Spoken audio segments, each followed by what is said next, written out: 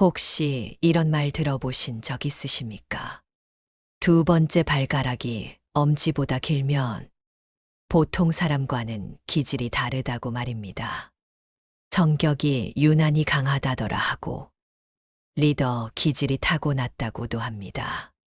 고집이 세서 쉽게 굽히지 않는다 하고 배우자 복이 세거나 팔자가 강하다고도 합니다. 어떤 이는 말합니다. 저런 발은 타고난 그릇이 다르다. 또 어떤 이는 단정하듯 이야기합니다. 지도자형이라 남을 이끌 업이 있다. 이야기는 점점 구체적이 됩니다. 사업을 하면 크게 된다거나, 결혼을 하면 배우자를 휘어잡는다거나, 어릴 적부터 기가 남달랐을 것이라 추측합니다. 실제로 인터넷을 찾아보면 이와 관련된 글과 영상이 적지 않습니다. 두 번째 발가락이 긴 사람들의 성향 분석표까지 정리되어 있기도 합니다.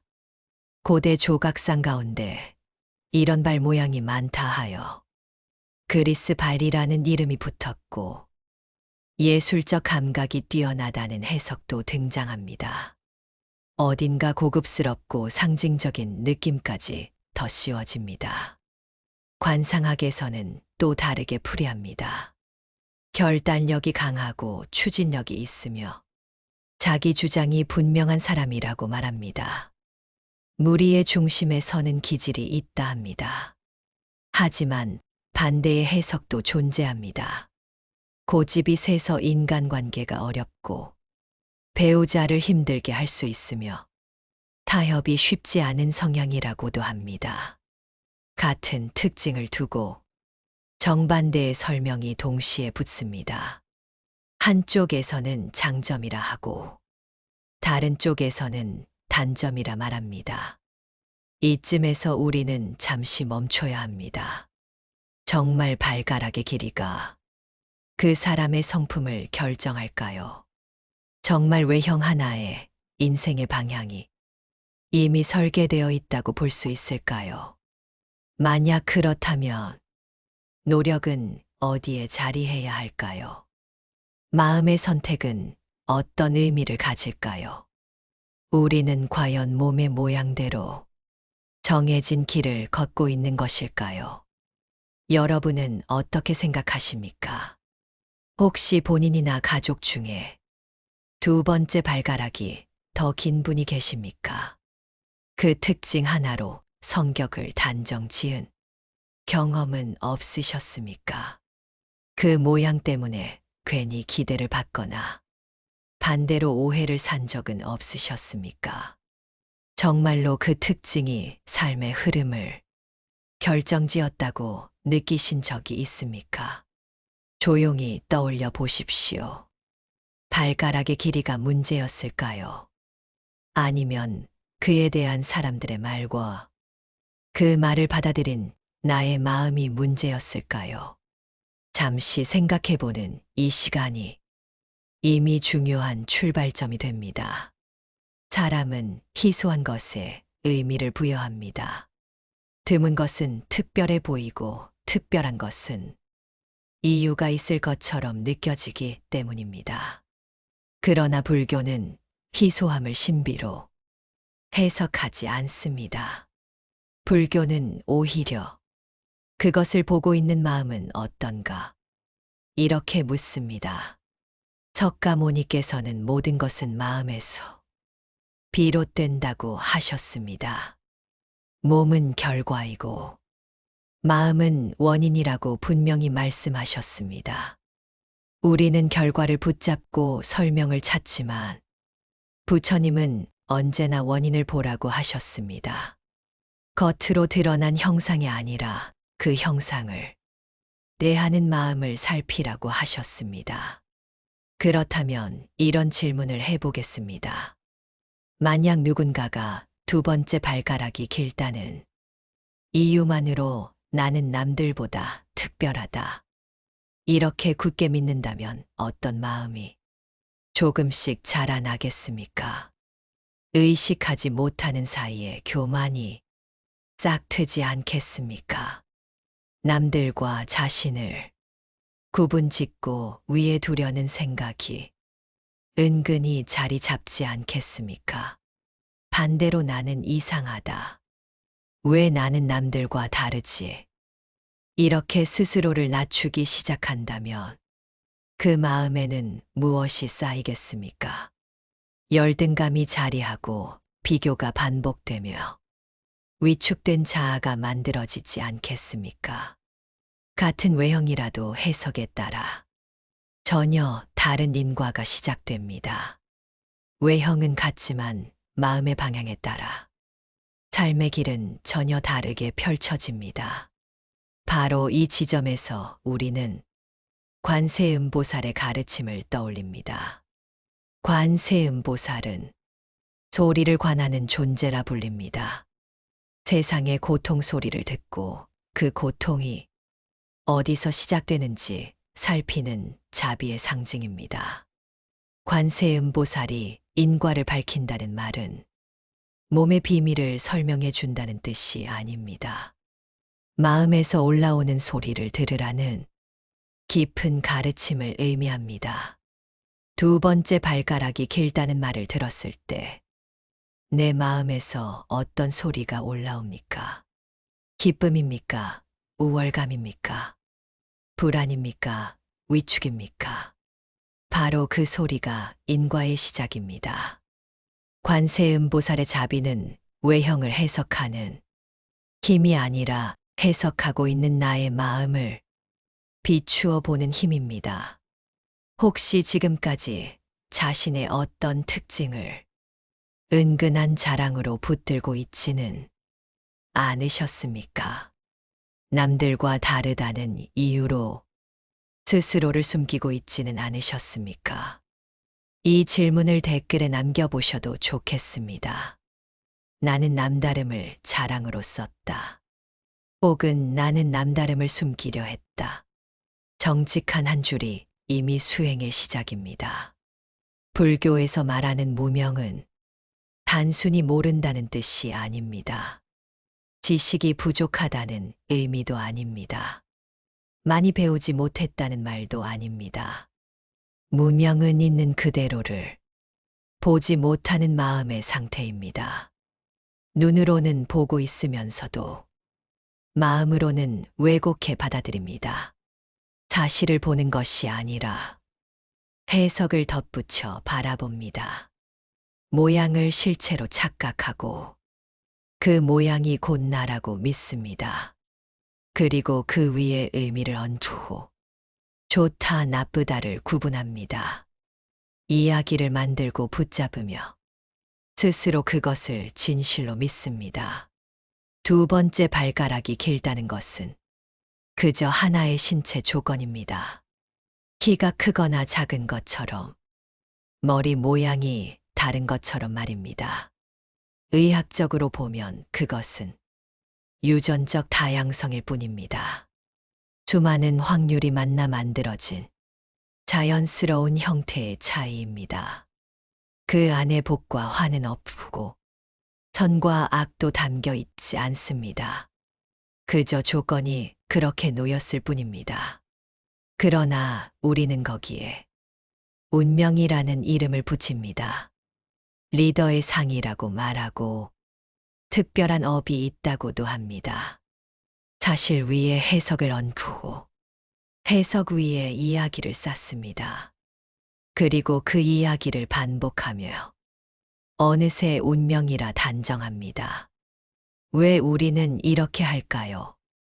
불확실한 삶이 두렵기 때문입니다. 미래를 알 수 없다는 사실이 마음을 불안하게 만들기 때문입니다. 설명할 수 없는 인생을 설명 가능한 이야기로 바꾸고 싶습니다. 우연이라 말하기엔 불안하고 그냥 조건이라 하기엔 허전합니다. 그래서 이유를 찾습니다. 몸에서 이유를 찾고 관상에서 이유를 찾으며 별자리와 사주에도 기대어 봅니다. 그러나 인과는 그렇게 단순하게 정리되지 않습니다. 외형은 이미 결과이며 결과는 원인이 아닙니다. 결과를 붙잡고 원인을 단정하면 우리는 방향을 잃기 쉽습니다. 인과는 지금 이 순간에 마음에서 다시 시작됩니다. 어떤 생각을 반복하는지, 하루에 몇 번 비교하는지, 어려움 앞에서 원망하는지, 배움을 찾는지에 달려 있습니다. 어떤 말을 습관처럼 쓰는지, 나는 안 된다고 말하는지, 나는 특별하다고 믿는지, 그 말이 틀이 되어 쌓입니다. 어떤 태도를 선택하는지도 중요한 씨앗이 됩니다. 분노를 택하는지, 이해를 택하는지, 교만을 택하는지, 감사를 택하는지, 생각은 씨앗이 되고, 말은 그 씨앗의 물이 됩니다. 행동은 햇빛이 되어 마침내 성향을 자라게 합니다. 쌓인 성향은 방향이 되고, 방향은 결국 삶이 됩니다. 어느 날 돌아보면 늘 비슷한 길을 걷고 있습니다. 발가락의 길이는 씨앗이 아닙니다. 이미 드러난 결과일 뿐입니다. 그러나 그것을 해석하는 마음은 지금 심어지는 씨앗입니다. 나는 특별하다고 믿는 순간 교만의 씨앗이 놓입니다. 나는 이상하다고 여기는 순간 위축의 씨앗이 심어집니다. 그래서 더 중요한 질문은 지금의 마음이 어디에 있는가입니다. 비교 속에 머물고 있는지, 판단 속에 서 있는지 돌아보십시오. 아니면 해석을 멈추고 그저 그렇구나 하고 있는 그대로 바라보고 있는지 조용히 살펴보십시오. 무명은 거창한 말이 아니라 지금 이 순간의 왜곡입니다. 그리고 깨어있음은 그 왜곡을 알아차리는 데서 시작됩니다. 놀라운 진실은 몸의 비밀이 아닙니다. 특별한 신체 조건이나 숨겨진 운명의 암호가 아닙니다. 정말 놀라운 진실은 마음은 지금 이 순간에도 방향을 바꿀 수 있다는 사실입니다. 과거의 조건은 이미 주어졌습니다. 어떤 모습으로 태어났는지도 바꿀 수 없습니다. 어떤 환경을 지나왔는지도 되돌릴 수 없습니다. 그러나 그것을 어떻게 해석할지는 지금 선택할 수 있습니다. 같은 조건 위에서도 누군가는 위축되고 누군가는 단단해집니다. 같은 말을 듣고도 누군가는 상처로 남기고 누군가는 배움으로 바꿉니다. 차이는 조건이 아니라 해석에 있습니다. 관세음보살의 자비는 바로 이 지점을 조용히 일깨워 줍니다. 관세음보살은 고통을 없애주는 존재이기보다 고통을 바라보는 마음을 밝혀주는 상징입니다. 그 모양 그대로 괜찮다. 이 한 문장은 체념이 아닙니다. 노력을 멈추라는 말도 아닙니다. 비교의 기준에서 잠시 내려오라는 뜻입니다. 이 문장을 진심으로 받아들이는 순간 마음의 어딘가에서 굳어있던 긴장이 풀립니다. 남들보다 나아야 한다는 압박도, 남들보다 못하면 안 된다는 두려움도 조금씩 힘을 잃기 시작합니다. 특별해지려는 마음도 결국은 비교입니다. 평범해 보이고 싶어 애쓰는 마음도 비교입니다. 둘 다 타인의 기준을 빌려 자신을 재단하는 습관에서 시작됩니다.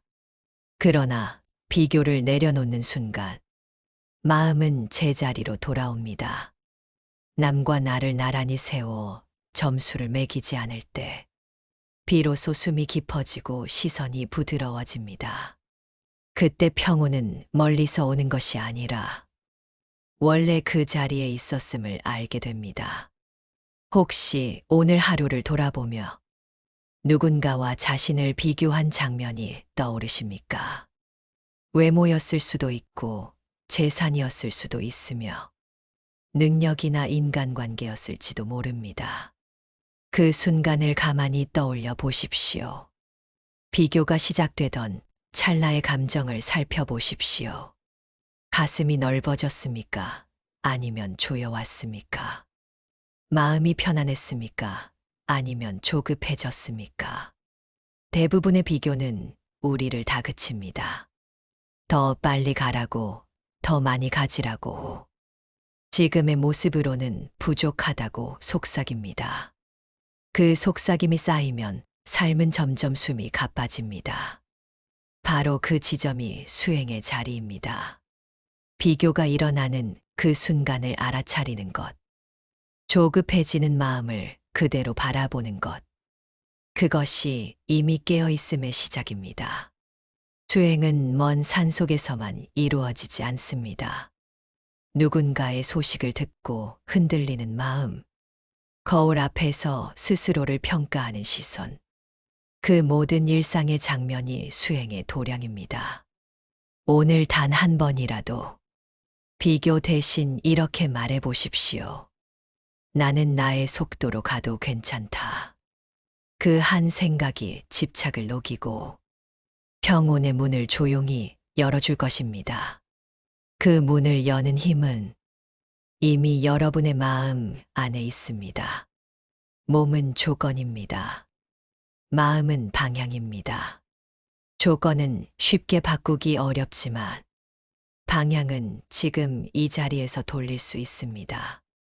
두 번째 발가락이 길든 아니든 그 사실이 인생을 결정하지는 않습니다. 그러나 나는 이런 사람이야. 가고 스스로를 규정하는 순간 그 생각이 삶의 폭을 좁힐 수는 있습니다. 오늘 이 영상을 들으며 자신의 몸과 성격, 그리고 지나온 과거를 다시 떠올려 보십시오. 그리고 조용히 이렇게 말해 보십시오. 이것은 조건일 뿐이다. 그 말 한마디가 굳어있던 집착을 조금은 느슨하게 만들어 줄 것입니다. 인과는 어떤 신비한 전설이 아니라 매 순간 이어지는 선택의 결과입니다. 놀라운 것은 발가락의 길이가 아니라 그것을 붙잡지 않아도 되는 우리의 자유입니다. 해석을 멈출 수 있는 힘, 다르게 바라볼 수 있는 여지가 이미 우리 안에 있습니다. 오늘부터 남다름을 증명하려 애쓰기보다 남다름을 내려놓는 연습을 해보십시오. 비교 대신 수용을, 과시 대신 담담함을 선택해 보는 것입니다. 그때 비로소 진짜 인과의 흐름이 조금씩 보이기 시작합니다. 외형은 하나의 이야기일 뿐이며 마음이 결국 삶의 방향을 만듭니다. 조용히 한번 마음속으로 되뇌어 보십시오. 있는 그대로도 충분하다. 그 한 생각이 이미 선한 씨앗입니다. 나무아 미타불.